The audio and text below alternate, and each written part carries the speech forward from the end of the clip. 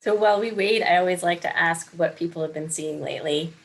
Um, if anyone's seen anything interesting or just it doesn't, I mean, it can just be even like a robin in your yard just hatched, or I mean, Well, it that's doesn't have to true. be rare.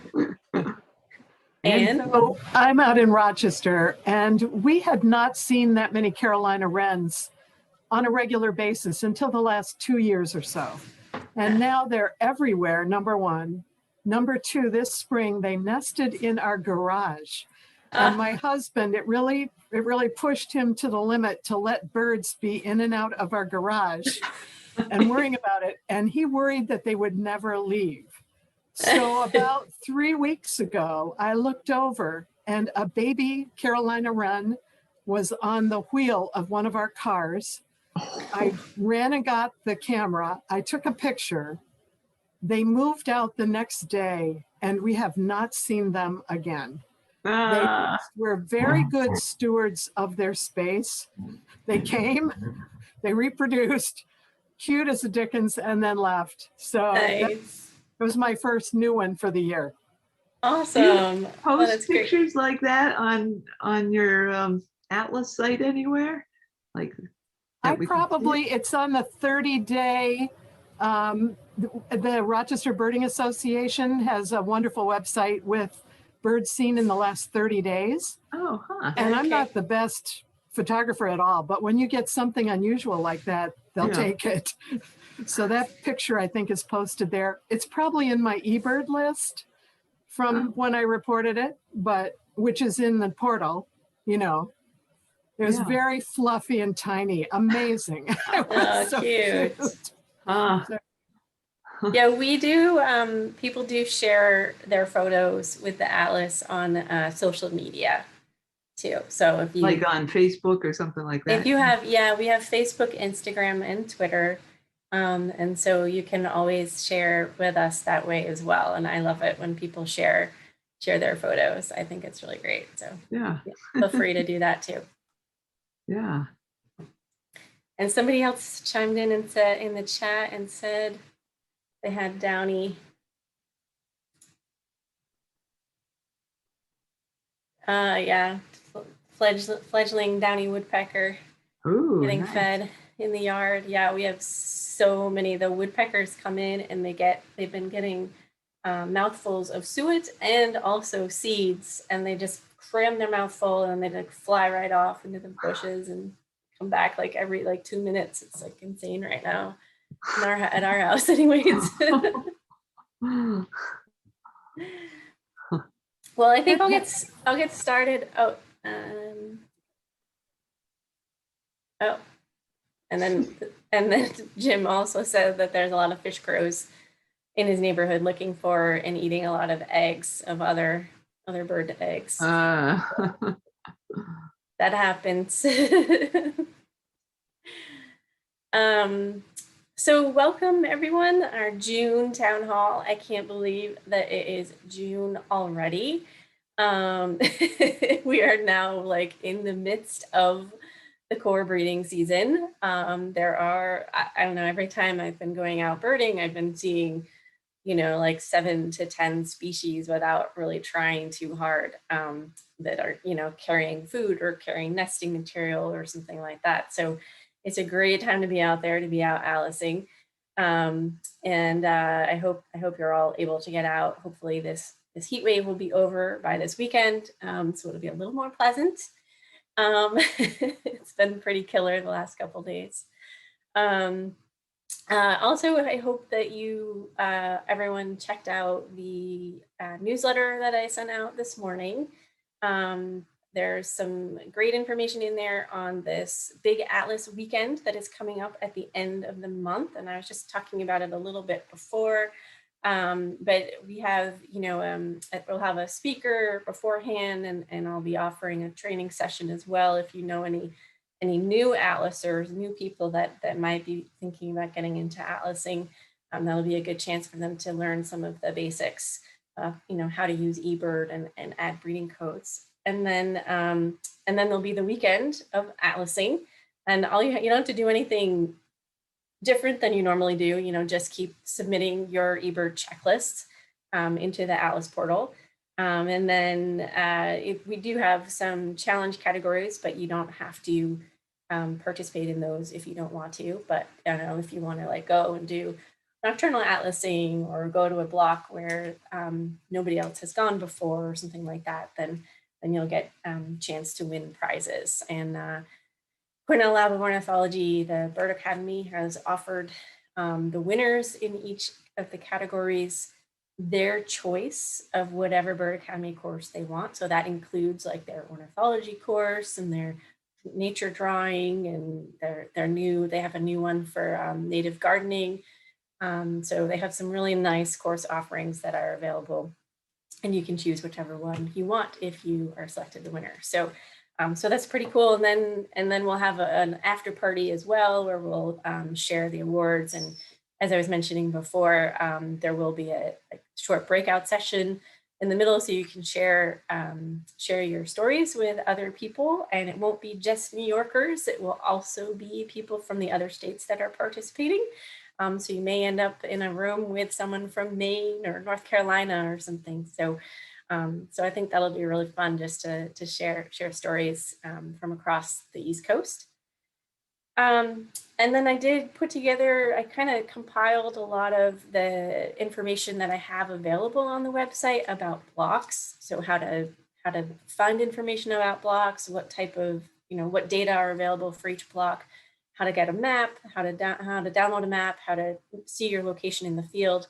All that kind of stuff. I kind of referenced it all in that one article that I sent out today, finding your way around blocks. So hopefully some of you will find that helpful. So with that, I think we'll get started with our program tonight. And we are lucky to have Brendan Fogarty talking for us tonight. So Brendan is a regional coordinator with the Atlas. So he is based out of Queens. So he helps out in New York City and on Long Island, helping coordinate down there. He's also an eBird reviewer, and he's been birding in the state for a while now. And I had a few really interesting exchanges with him last year where, I was asking him about atlasing and how atlasing was going for him, because he had never participated in Atlas before signing on and saying he would be regional coordinator. But then he went on and he's now number 2 in the state for number of species that have been confirmed. So if you haven't seen that, he's seen over 150 species and confirmed over 150 species in the state. So he has really taken to it quite a bit, and I thought I would invite him to share how that experience has been for him, and hopefully he'll have some really nice tips to share with us as well, so that we can all go out and confirm more species. So with that, I'll turn it over to Brendan, and then we'll have questions afterwards. You can put them in the chat during the presentation, and then we'll open it up to questions afterwards. And you'll be able to ask questions to Brendan about his presentation, or also general Atlas questions as well. So with that, I'll turn it over to you, Brendan. Thank you, Julie, and thanks for all your assistance and opening my eyes to this very interesting world. I'm going to try to begin sharing my presentation. I don't think it's working. Perfect. All right. So good evening, everyone. I just want to take a few minutes of this town hall just to, I guess, introduce myself and talk about my experience. I hope someone might either find it interesting and or useful. So I'm Brendan Fogarty. I have been birding in the area since 2001. I grew up in Nassau County, Long Island. This is a picture of me from, I think, 2007 at the first New York State Young Birders Club walk. Mary was there. That was really wonderful. So that's proof I'm still here, or was there. That's Jamaica Bay. So in middle and high school, I was active in Audubon. I had both South Shore Audubon providing walks that I would attend, and then Huntington and Oyster Bay Audubon providing volunteering opportunities. So that was all very good, and staying involved in the Young Birders Club. I did 2 quick engineering degrees from Cornell. So that ended up being pretty important because I was kind of imagining that birding would take a back seat during college because I wanted to be focused on my studies. But I ended up being living near several very good birders. So a lot of my friends ended up being birders anyway, and so birding persisted. So I guess my birding experience has been a fairly typical one who's looking for a lot of species, driven by listing and lifers and county birds and this and that. So that's kind of where I came from. And honestly, I was really never taking the time to do things like confirmed breeding. If I heard a red-eyed vireo, that was it. Okay, red-eyed vireo, it's done for the day. I've heard it. And now a red-eyed vireo elicits a lot of emotions because they're rather challenging to catch them in the act of doing anything like building a nest. So it's been a total 180 for me. So as I mentioned, I'm based in Queens now, or might have mentioned. Julie mentioned that. So I highlighted this quadrangle of blocks. This is our home base, and by us, I mean myself and quite a number of other really dedicated and really talented atlasers. Steve Walter set up a little mini listserv, so we all email each other with exciting finds.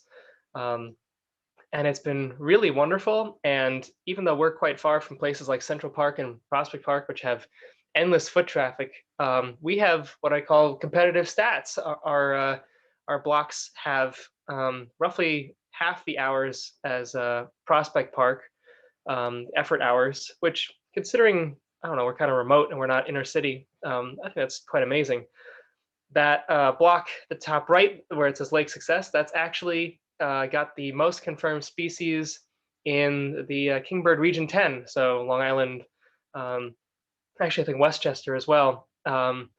So that a lot of effort there from Stefan at Green Tree and others in Alley there. So we've got a lot to look at, and we're very fortunate, and we've had a nice community. So I've been very grateful for everyone around here. That's it, number 1. So I kind of want to go in a chronological order with my experiences. I think that's probably easiest for recounting what I saw and what I might have learned. I was visiting Cunningham Park, which I live very close to. It's kind of a sister to Alley Pond Park, much less frequently visited, and almost as good, slightly less diverse. It's got more dense woods. I was brought out originally by a red-headed woodpecker that was hanging out there, and I just wanted to see it, beautiful adult. And it took a few visits to get it, and I sort of began to learn the trails. There aren't many. And so I was really dedicated in the early part of last year, and I was getting out just about every morning, especially at Cunningham. There were a few exciting things. These baby great horned owlets were the stars of Cunningham. They attracted a modest crowd, which is good. Over in Alley Pond, someone reported that there was a Cooper's hawk that was building a nest. Turned out to be what we presume to be an immature male. And he spent quite a while working on this nest very slowly and eventually abandoned it, which was not too surprising, as no one had seen a mate for more than a minute or so. But just wonderful experiences like this. These are sort of my first intro, and getting a picture of the Cooper's hawk holding a stick, I just thought that was really eye-opening. And in the department of holding sticks, I was driving along the South Shore one day, and I encountered a fish crow that was taking sticks into a small decorative spruce that was on the property of one of those hospitals. I watched it for a few minutes and got the below shot where a mockingbird was actually nesting in the same tree below it, and was very upset with all of its activities, which were totally benign at the time, at least. I was surprised how active April was. Sorry about that. there were just plenty of activities to see and confirmations to do. I had never really thought about that too much. May was incredibly active, and it was a nice distraction because for a lot of people, especially around here in the outer city, the MO is go into the woods and look for the warblers. But there was a whole lot else to look at. In the top left, I found this Carolina wren building a nest inside the hood of a parked school bus that was sort of parked there permanently through the pandemic. Just a wonderful experience watching the wren gather stuff up and hop around on the asphalt and come in very secretively. We had this wood thrush in the middle that was from Cunningham Park. Very happy to spot that bird. I've still never seen one of their nests, but I've occasionally run into them nest building now. In the lower left, there were this pair of gnatcatchers right at Alley Pond Park by one of the parking lots. Very cute. They were tending to each other while they were working on the nest and the female was incubating. Of course, killdeer chicks. I had a blast in early May when I was driving between here and my parents in Nassau County, just taking every little detour. And of course, in the pandemic, there were very few people at all the office buildings, and the office buildings have a ton of asphalt and a ton of ornamental rocky areas that serve really no purpose. But the killdeer love them. So I think the killdeer had a banner year, and it was just great fun stopping everywhere. And there were killdeer at absolutely every building. It was very fun. And there's our hawk again. This was one of my more interesting highlights from May. The local gang in Queens were trying to figure out where the local northern ruffling swallows might be nesting. And they weren't really doing anything that was particularly suspicious, except for being in a pair. They seemed to fly off far distances. And then one day I caught them, and they landed on what looks like goat cheese, but I guess it's a goose cheese. It's a goose excrement.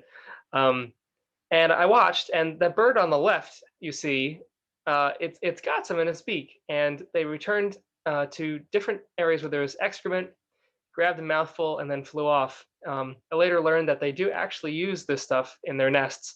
No one's exactly sure why. Various livestock they might target for this. It's a phenomenon. So that was one of those moments that was just sort of mind-blowing. Such a plain, common species doing something very interesting.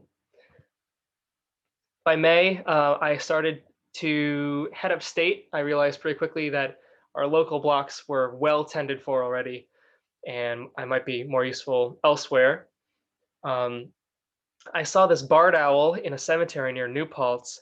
I thought that was an interesting one. That had been reported a few days earlier, and I happened to be in New Paltz the following weekend around sunset, and so I thought maybe the owl might be vocalizing. And sure enough, well before sunset, the owl was calling to its parents very loudly. And I realized that this is a really good way to confirm owls. And since then, I've amended that to a statement that would be, it's a really good way to confirm large owls, not small ones. On the right was another major highlight for the year. I was also driving in this general area, and I was flabbergasted to pull into a parking lot of a little nature trail, and I saw a female harrier flying in the distance, already pretty weird for late May. And then a male harrier swooped up. The female harrier inverted so that her feet were up in the air. The male harrier dropped something. She caught it, and they both went their ways. And I had not a great sense of harrier biology, but this I knew was a very good sign that there was breeding.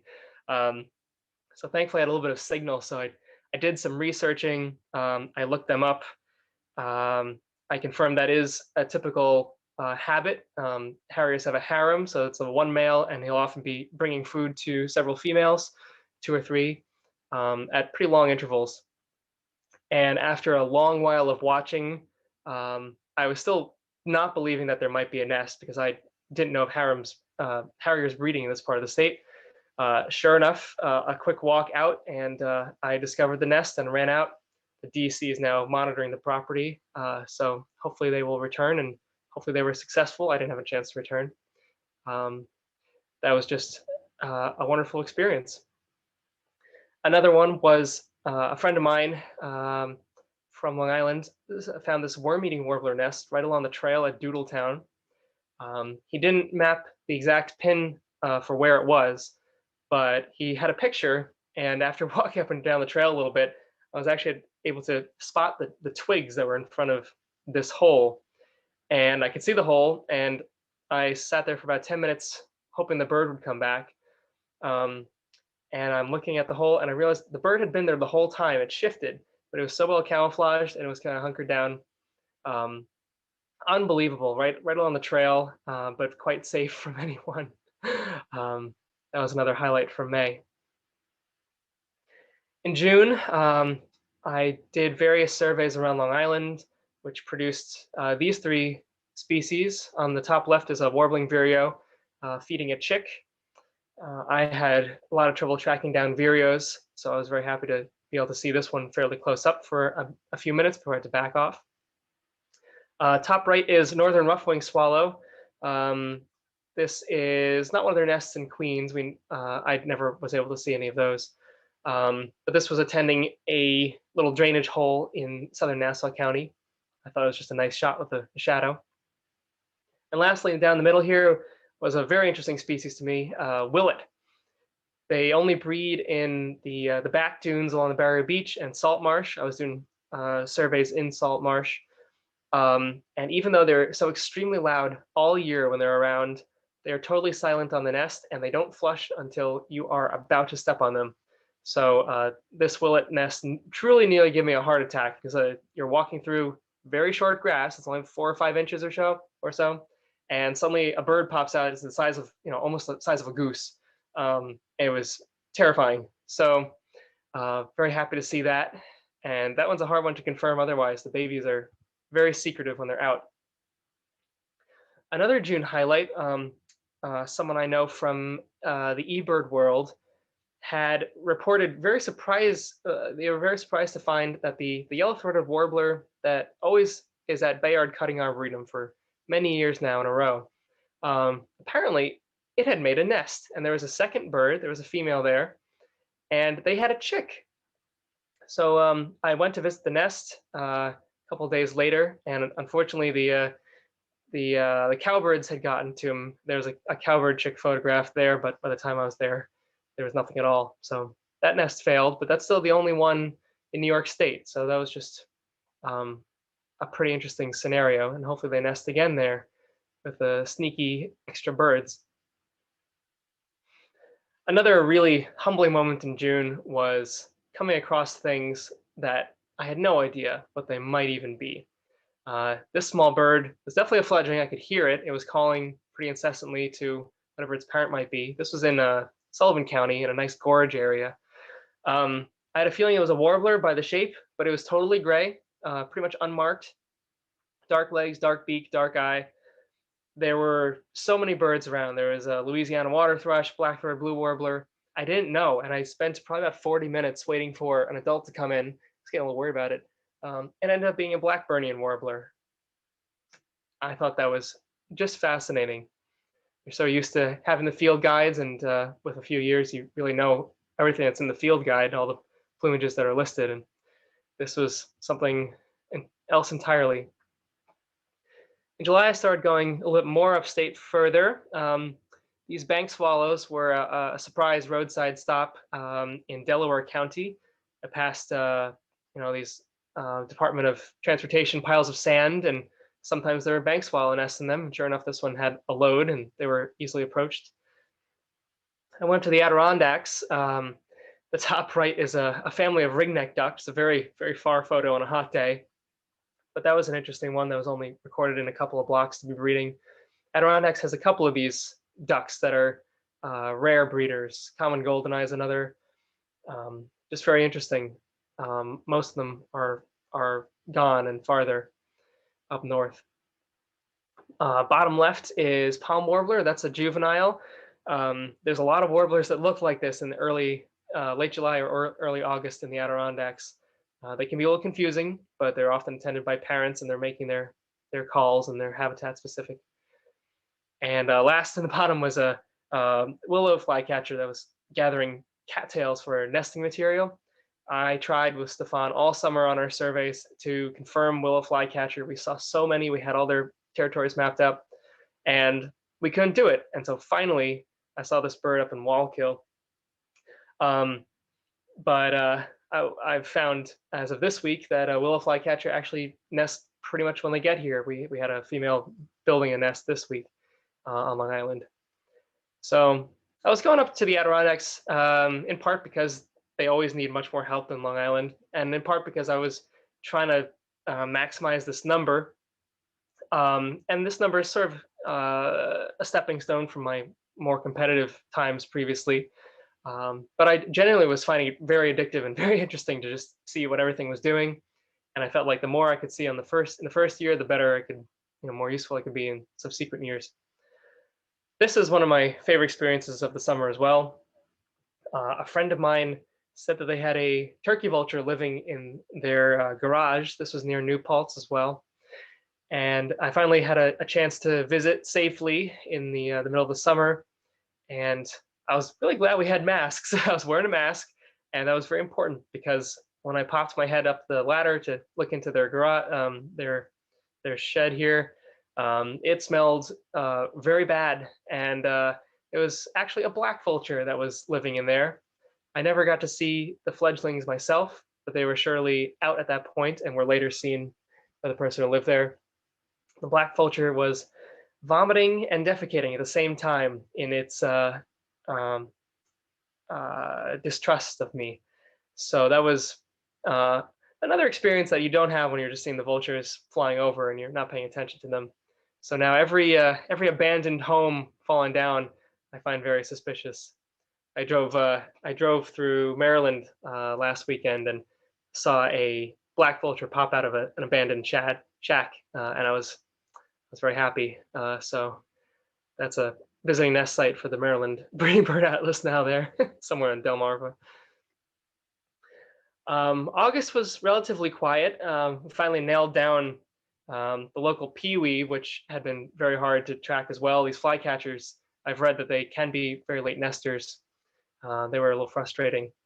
On the left is a bird that I saw in September, American Goldfinch. It was part of a family that was being fed by its parents. And goldfinch are also known for being very late nesters, along with cedar waxwing. Also, black skimmers are sort of underrated because they don't require a whole lot of effort to find, but they were a lot of fun. And I highly enjoyed watching the juvenile skimmers practicing their skimming last summer. And they practice on foot, so they kind of run through a puddle with their head down and do the skimming. It's absolutely adorable. I have a very poor video of it on eBird. And then this catches us up to the present just about. Last week I had a really fun experience. I encountered a hairy woodpecker nest, which if anyone doesn't know, hairy woodpecker nests are very easy to find for a short window, as the nestlings inside will call truly incessantly, twice a second, all day, as long as they can go. So I found this nest, and then I saw this cedar waxwing from the same exact vantage point, gathering nesting material, which I found a little surprising. It was a little bit early. I subsequently found in just a few feet a flicker nest and a downy woodpecker nest, baby cardinal, baby robin.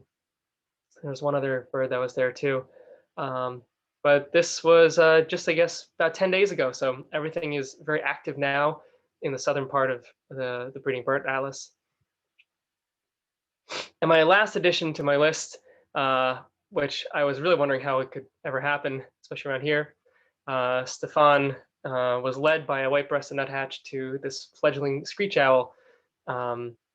So I was fortunate to be able to go and visit that in Manhasset, and a beautiful red adult too. I subsequently went at night to try to figure out what noises they might make, if they were as easy as the big owls, and didn't hear a peep. Very tricky, but very fortunate. I felt very lucky. I just want to share a couple of tips, and then I'll turn it over to the rest of the program. I have been thinking a lot about maps and how to know where you are. And so I've kind of been using these 3 different map applications, and I'll review them briefly. At the left is Google Earth.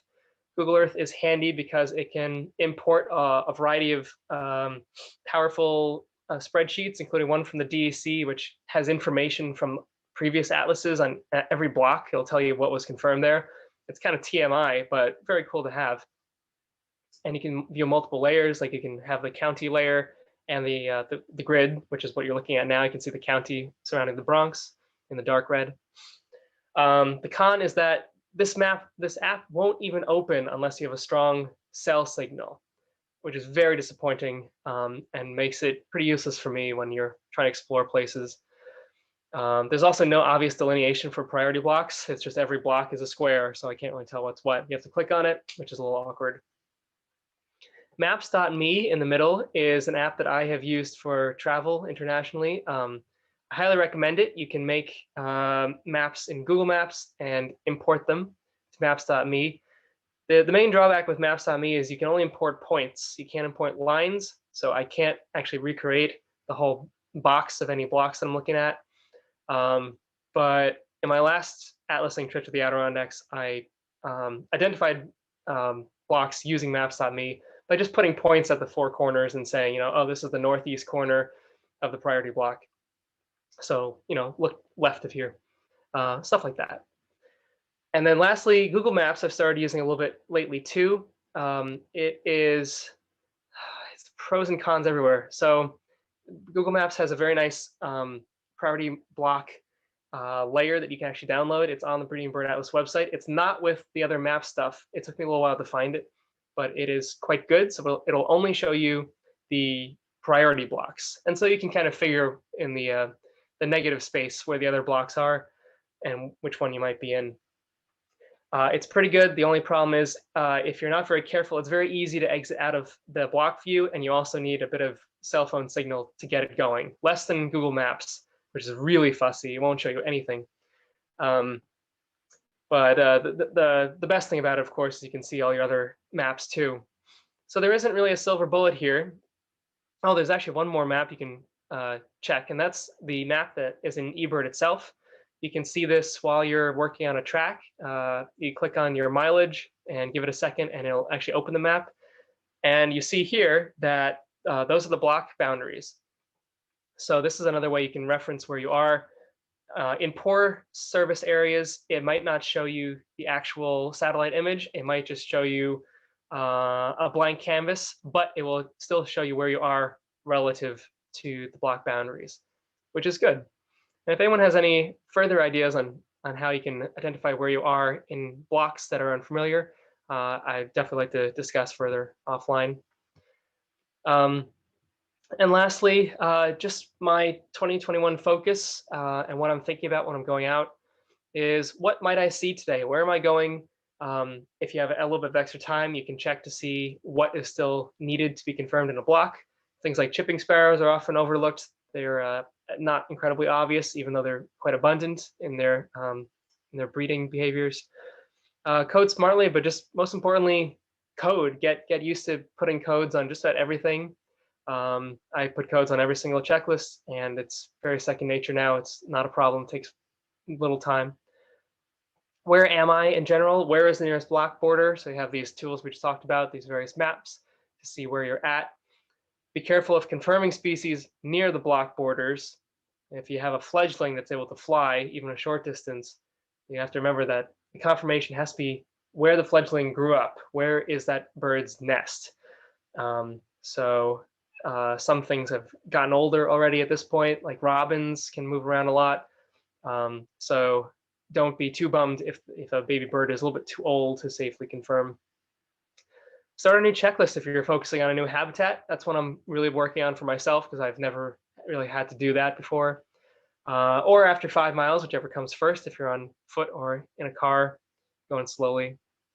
And just ask yourself, are all the habitats in this block getting love? There has to be some sort of evidence that everything that might be breeding in the block was checked for before a block can be completed, considered done. So there's lots of resources on the Atlas page. I highly recommend just clicking around, fiddling. There's so much information that will guide you to what other species might need help and what other areas might need help. It's really great to look at not only the Atlas effort hours, that was very good in the beginning when people might be scouting blocks, but now the confirmed species is the only one I'm really referring to, that map, if I'm trying to figure out what new block should I start visiting to assist. So this is a whole lot of stuff really quickly. If anyone has any more questions, you're always welcome to email me, ask me offline. It's been really interesting. Really owe it to Julie and all the other regional coordinators who've made it just an incredibly interesting experience. Really makes you slow down. It's been a wonderful pandemic activity and just really savoring every moment of it. So thank you.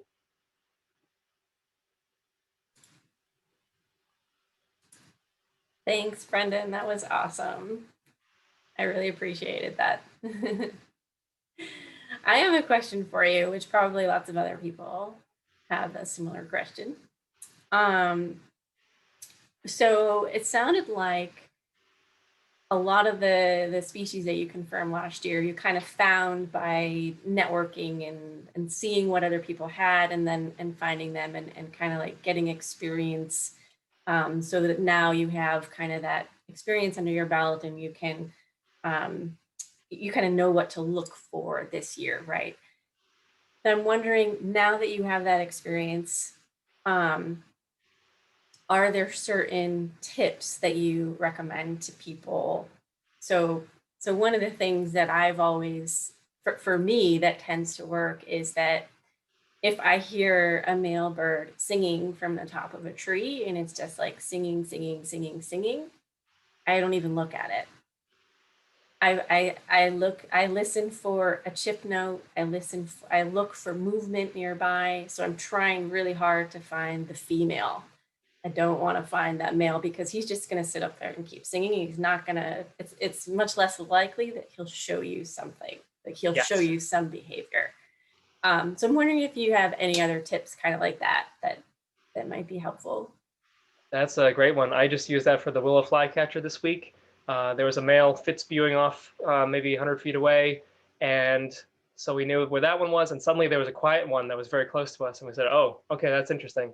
And the male was, fighting with other males, so we knew this one could be good, and sure enough, she started gathering grasses. So yeah, I found that the females, or whatever party is actually doing the confirmable behavior, is not going to be anywhere near the male. I mean, okay, they'll be within earshot, but they won't be like in the same tree. They won't be underneath. They'll be probably at a distance, safely, quietly going about their business. So that's always a good way to find birds. Off the top of my head, I have to think about any other things that might be good. But yeah, listening for chip notes, listening for any of their vocalizations that you might not recognize, small little sounds. If a blue jay goes through, I recently confirmed a catbird nest because the parents went berserk, truly berserk at the blue jays. So that was a good sign. And blue jays, of course, are looking for nests just like you are. So you have unexpected allies. Yeah. Other questions that people have? You can unmute yourselves or you can put it in the chat. I think there's few enough of us that we can unmute. Yeah, Mary. I have a question. When you hear like a fledgling, and they are so hard to locate. You hear this note and you think it's coming over here, and then you turn your head a little bit this way, no, it was over there. Do you have any tips for how to locate it? Do you use, ears like that, or how do you find them? Yeah, oh, that's a really great one. I had that experience just the other day. Something was making a tiny little noise, and I thought it was off in this direction, so I walked in that direction, and then it was off in that direction, so I backed up, and this was just a few feet, and I never could quite pinpoint that bird. But if they're begging, I've had some luck with simply just waiting, being patient. Of course, the parents coming back if they're at the begging stage. That has the added benefit of you not having to go and thrash around in the bush where the nest is. So patience is really just so important here. So just waiting and wait for the parent to come back. Like with that Blackburnian warbler, it really took 40 minutes, and I was surprised by that. If you're trying to confirm chimney swift, they take a long time between their visits too, and they don't seem to really visit their nest chimneys otherwise. So I would just say patience with that, and keep looking where you're thinking it's from, And and just you wait. just back off and be quiet and sit down or something, or try to be Yeah. I too, non-intrusive. so sometimes it helps to not only do this, but to go side to side and then also up and down too. Okay. And it does help a little bit to pinpoint it, but you're right that like if you have a nest with young, it's one of those sounds that it's like a ventriloquist and it's Designed like that really way, I hard guess. to Yeah. hard to locate. Yeah, Yep. for sure. And usually you could figure out if it's if it's coming from low. Okay, it might be a cardinal or a catbird or a robin, and then you wait, and then sure enough, probably a cardinal will come in or out. So you can sort of narrow it down, but the sounds themselves, I don't think are really helpful for anyone to identify. Hmm. I'd say too, for me, one of the things that I find helpful usually is like if you're just not having any luck and you're just not seeing anything, then I'll just step a little bit off the trail and I'll just sit on the ground or on a log or something. And I just sit there silently and I don't move for at least 15 minutes. And then usually you'll see something because the birds will get used to you. And if you're not moving, they're going to come in closer. They're going to resume their normal activities.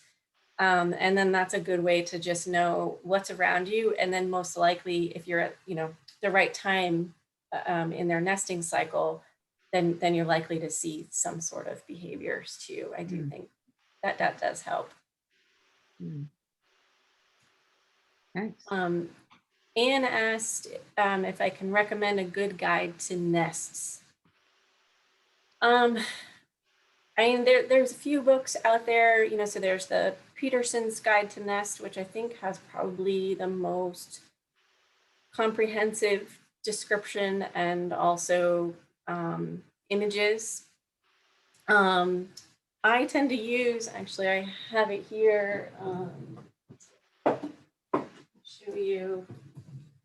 I use this book a lot. This is Nests, Eggs, and Nestlings of North American Birds. Doesn't have many pictures of nests, but it does have nice descriptions.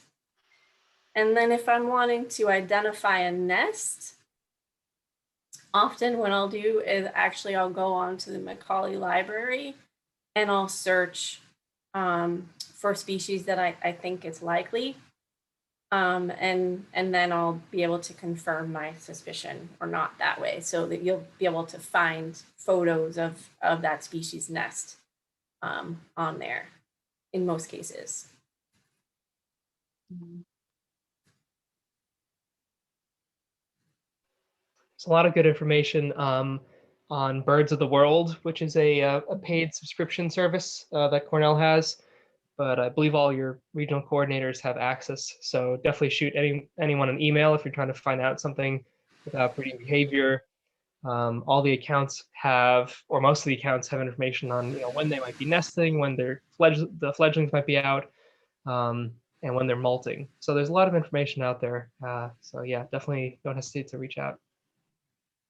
Yeah, that's a good point. And I'll just mention to you that you do get a discount as long as you submit, I can't remember, something like 50 checklists, eBird checklists a year or something, you get like a 30% discount on Birds of the World. So just make sure before you subscribe to it that you're getting the discount. And then I think it's like $30 a year. And I do think it's well worth it. If you really want to get into learning about behavior, it's really helpful as well for learning about how the different vocalizations are used.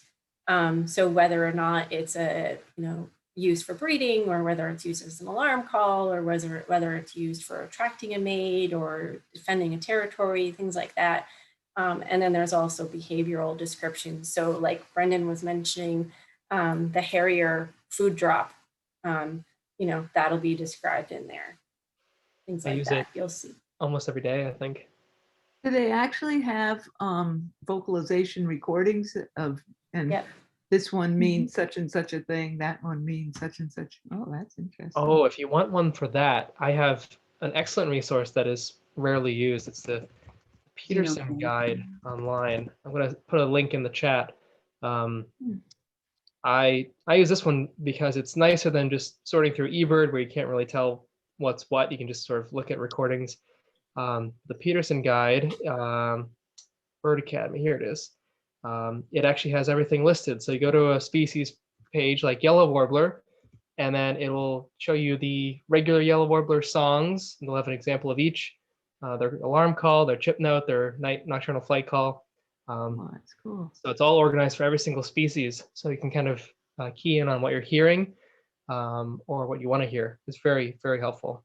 Yeah, that's cool. Thank you. You're welcome. It's another one I use very frequently and I recommend to everyone. I came across it one day just randomly and so this is very nice. It's like it's a whole field guide. It's online, so you have to have an internet connection, but I never wanted to download any of the apps like the Sibley app, which have all the information and sounds in there. I have a small storage phone, so I like this a lot. Okay, thanks. Yeah, I use also, I do use the Merlin and also the Audubon guides, those apps on your phones. If you do have storage, they do have a nice variety of sounds. And then last summer I was tipped off to using Xenocanto. I don't know if you guys have heard of that website, but for some species, they have really good recordings of juveniles.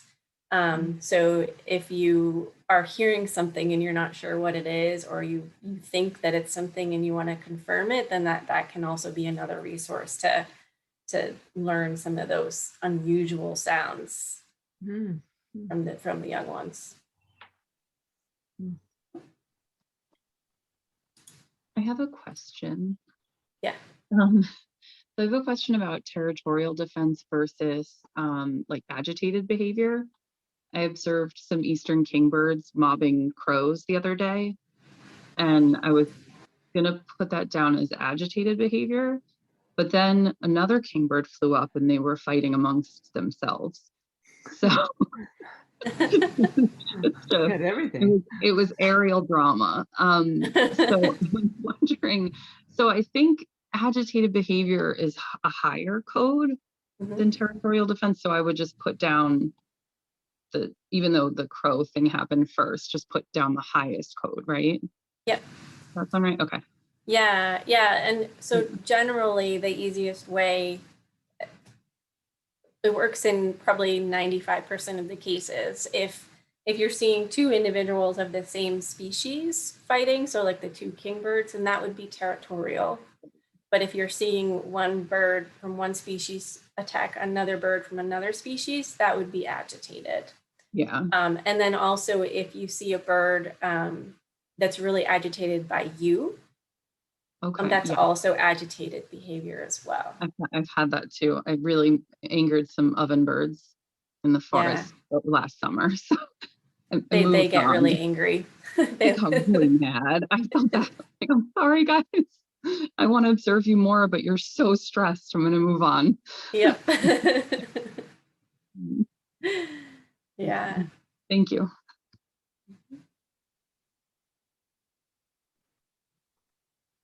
So other questions for me or for Brendan?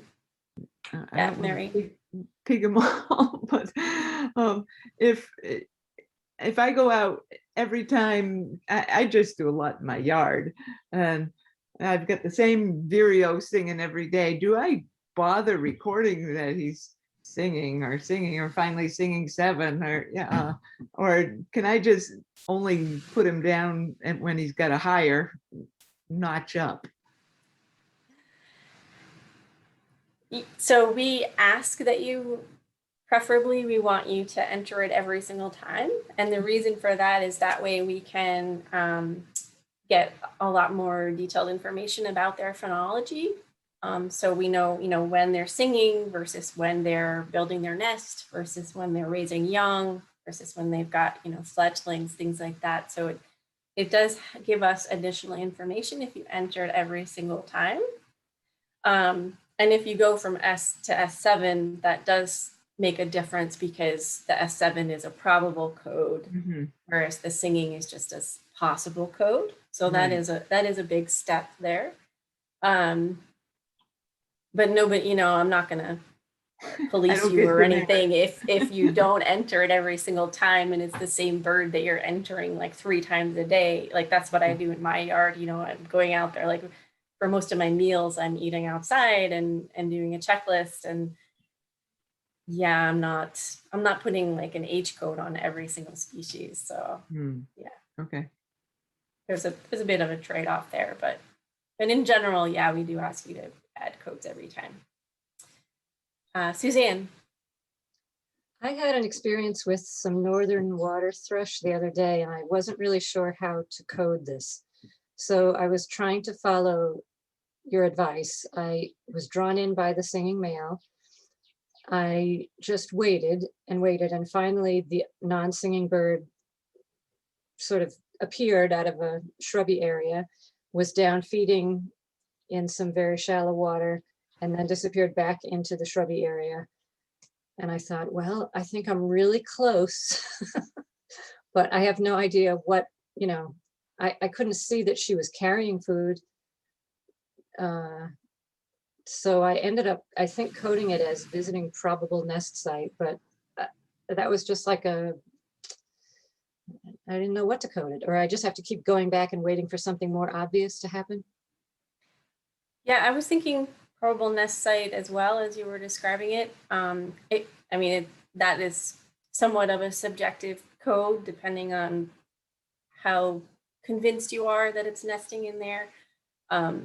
You know, and easier. You can feel better about using that code if you see the bird going to the same place multiple times. Yeah. But yeah, I mean, yeah, and obviously going back again, it seems like so depending on where you are in the state right now, I think, so I'm in Albany, and I think right now is a little bit of a quiet spell. And this happens, so like every time in June, there's like this 2-week window where it's pretty quiet. So the birds arrive, the migrants land, they all get really busy, they're super vocal, they're building nests, and then it gets quiet for a couple weeks. And it gets really hard to confirm anything. They're just not doing anything because they're all on nest. And then all of a sudden it breaks and it's just like mayhem, and there's birds feeding and there's young everywhere. And it just kind of gets like much easier. And so depending on where you are in the cycle for that northern water thrush, yeah, you may just go back a week later and then maybe you'll see it carrying food. And it'll be just like that. Like Looking forward to that mayhem, because I haven't been seeing mayhem yet. Have other people experienced, did people notice that last year too, that it was like quiet and then all of a sudden it just got? I think I noticed that last year, especially with like the orioles and the hummingbirds, and in my yard, when they're visiting the feeder and then it seems like they've left, but I know they're still around. Mm-hmm. There's kind of that moment of like, oh, you must just be incubating. Yeah. The moment. Yeah. I hope. Yeah.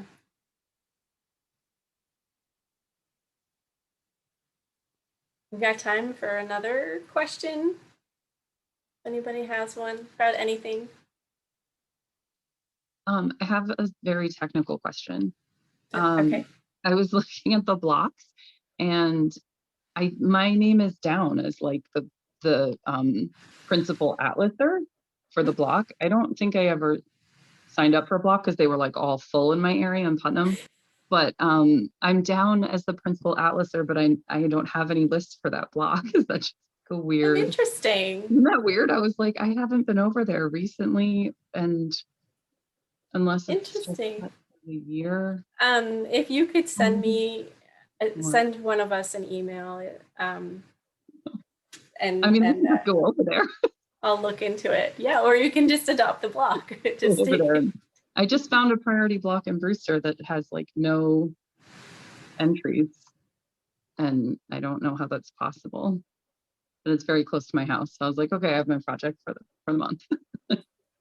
Yeah, I was surprised. I was putting together the newsletter and I was trying to find an image for that block article, and I was like, Woodstock, New York has like 2 hours of effort I was like, how many people go to Woodstock? Like, you know, maybe not birding is their focus, but there's still birders going to Woodstock. Like, how can there be no checklist there? So it's really hit or miss, I think, in terms of what blocks have effort and which don't. So yeah, so if you send me an email, the nydba3@gmail.com, I can look into it for you.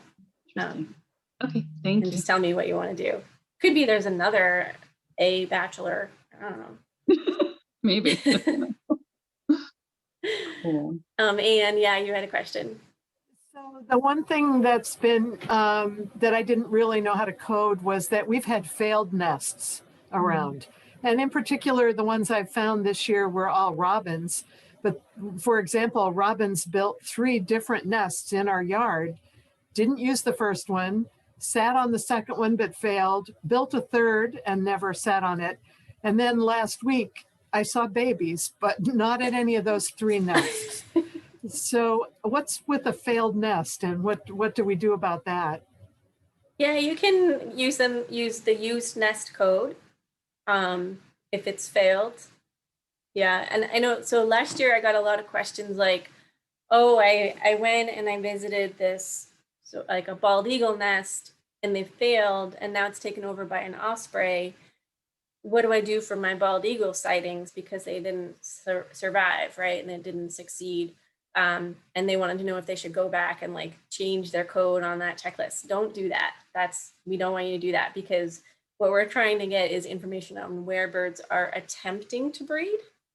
And so just, you know, whether or not they're successful or not is not necessarily what we're going for with the data. So, so code what you see when you see it, you know, so that nest might have been active and, you know, nest building or occupied nest at one point on one of your checklists, and now it's a used nest.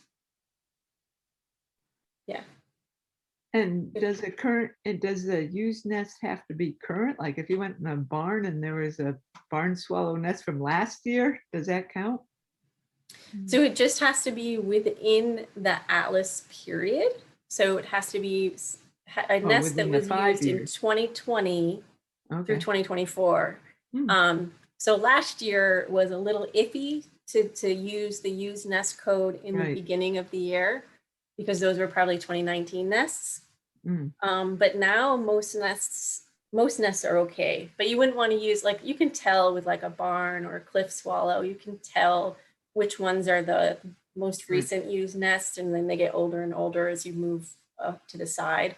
So you're not going to count those old ones that are like cracked and falling apart, but if you see one that's like was used last year, then you can do used nest. Okay. That should also apply, hopefully, with a lot of various passer nests. I don't think they keep terribly well. Yeah. I'm not 100% sure.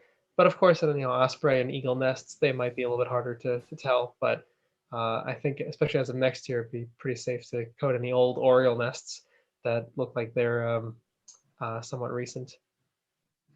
Mm-hmm. Yeah. But boy, can you guys tell from a little nest that you find who it was? I mean, like, would you be able to say, oh, that was a chestnut-sided warbler, or that was a, no, okay. There's a few species that, you know, stand out. Like apparently, I haven't actually seen one, but like apparently you can tell an Acadian flycatcher nest from the other flycatchers, just because they have a lot of stuff dangling down below the nest. But no, for a lot of those passerine, it's really hard. Blueberry gnatcatcher, they've got all those lichens on the outside. Those are pretty distinctive. There's a few, but yeah, no, it can be really hard. Yeah. And I see some people leaving, and it is past 8 o'clock. So Yep. I think we'll stop for tonight, but please, you know, shoot us an email, me or the regional coordinators, if you have questions, and have fun atlasing out there. Okay, thanks. You too. Thank you all for tuning in. Yeah. Thank you, Brendan, for sharing your slides and everything. Sure. Thank you. Take care. Have a good night, everyone. Good Good night. night. Bye-bye. Bye.